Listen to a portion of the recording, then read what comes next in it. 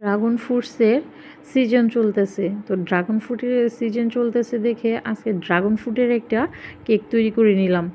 দেখতে কতটা সুন্দর হয়েছে, তেমন খেতেও অনেক মজার হয়েছে। তো কিভাবে সম্পূর্ণ কেকটা তৈরি করলাম চলেন আপনাদের সাথে শেয়ার করি।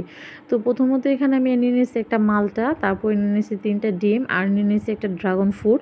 তো সম্পূর্ণ ড্রাগন ফ্রুটটা আমার এখানে লাগবে না, তো আমি অর্ধেকটা নেব, মালটা আমি অর্ধেকটা নেব। আর মালটাটা নেওয়ার কারণ হচ্ছে ড্রাগন ফ্রুটের তো নিজস্ব কোনো ফ্লেভার নেই, কালার আছে। তো এই কারণে আমি মালটাটা নিয়েছি, যাতে আমি যখন কেকটা বানাবো তখন এটার একটা ফ্লেভারফুল ঘ্রাণ আসবে, এই কারণে মালটাটা নেওয়া।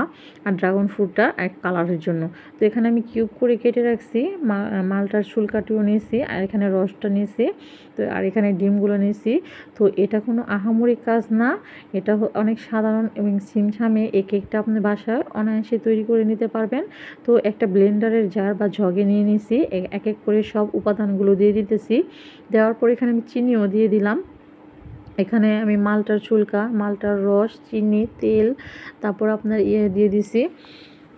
দেওয়ার পরে এখানে সামান্য একটু লবণ দিয়ে দিছি। এখন ব্লেন্ড করে নেওয়ার পরে বেকিং সোডা বা পাউডার এটা দিয়ে দিলাম। দেওয়ার পরে এটাকে 3-4 বার ভালো করে ব্লেন্ড করে নেওয়ার পরে আরেকটা পাত্রে আমি 2 কাপ পরিমাণ এখানে ময়দা নিয়ে নিলাম। তারপরে এটা সুন্দর ব্লেন্ড হওয়ার পরে আমি আস্তে আস্তে এটাকে ঢেলে ভালো করে মিক্সড করে নেব। আর এটার থিকনেসটার কালারটা কি আসছে দেখতে অনেক অসাধারণ লাগতেছে। তো আমি হালকা করে এখানে নাড়াচাড়া দিয়ে নিতেছি। এটাকে হালকা করে ভালো করে মিক্সড করে নিতে হবে। যে পর্যন্ত এটা মিক্সড না হবে সে পর্যন্ত কিন্তু আপনার ডোটা তৈরি হবে না।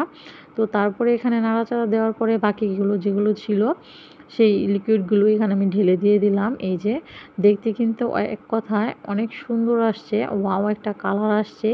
তো এই যে থিকনেসটা এ পর্যন্তই থাকবে, বেশি পাতলাও করা যাবে না, আর হ্যাঁ বেশি ঘন করা যাবে না। আরেকটা পাত্র নিয়ে নিয়েছি, পাত্রতে আমি এখন এটাকে সব ঢেলে দিয়ে দেব।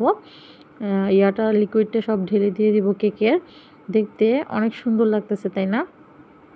তো তারপরে এদিকে আমি আরেকটা হাঁড়িতে বালু নিয়ে নিয়েছি, আর এটা আমি ওভেন ছাড়াই বালুতে এভাবে কেকটা তৈরি করব। অনেক সুন্দর একটা কেক হবে, ট্রাস্ট মি, আপনারা বিশ্বাস করেন। তো তারপরে এখানে বালুতে বসাই দিলাম কেকটা। বসানোর পরে এখন আমি এটাকে ঢেকে দেব। তারপরে উপর দিয়ে আমি আরেকটা ঢাকনা দিয়ে দেব।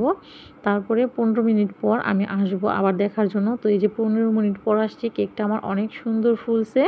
তো এখন ফুলার পরে এখন সম্পূর্ণ হয় নাই, তারপরে আবার 15 মিনিট পর আসবো। তো এখন আসছি, এই যে কেকটা অনেক সুন্দর হয়েছে, ফুলে গেছে, আর ফুলবে না। তো একটা টুথপিক দিয়ে অবশ্যই ট্রাই করে দেখে নিতে হবে। তো আমার কাছে টুথপিক ছিল না, আমি একটা তিনকা নিয়ে নিয়েছি, কিন্তু কালারটা চলে গেছে। তারপরেও কিন্তু কোনো দুঃখ নেই, কেকটা আমার অনেক সুন্দর হয়েছে, অনেকটা প্রায় দোকানের মতোই হয়েছে। তো এদিকে কেকটা আমি তুলে নিয়েছি একটা প্লেটে। নেওয়ার পরে যেহেতু এটা আমি ড্রাগন ফ্রুট আর মালটা দিয়ে তৈরি করছি, তো সামান্য একটু ডেকোরেশন করে নিলাম দেখতে সুন্দরের জন্য। কিন্তু দেখতে কিন্তু ওয়াও লাগতেছে, আসলেই সুন্দর লাগতেছে। এখন কেকটাকে কাটবো, তারপরে দেখবো কি হয়েছে কেকটা। তো এখন কেটে নিতেছি কেকটা। কেকটা অনেক স্পঞ্জি হয়েছে, দেখতেই পারতেছেন আপনারা, অনেকটা নরম হয়েছে।